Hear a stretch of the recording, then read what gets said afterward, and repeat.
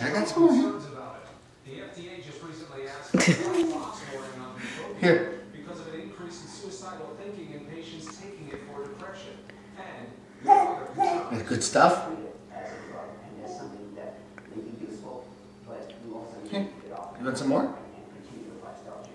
Gabby? The question is, could contract be the silver bullet Americans struggling to lose weight are hoping for?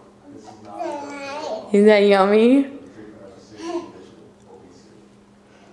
Alright, let's get into it a little bit more. Hold on. Dr. Louis Arone, Director of the Comprehensive Weight Control Program at the Hospital Wow Medical Center.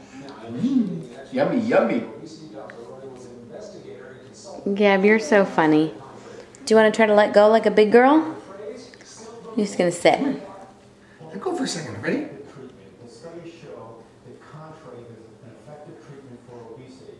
Those shoes.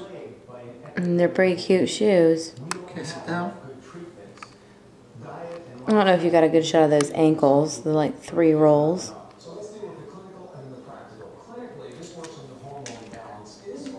And here comes the dog.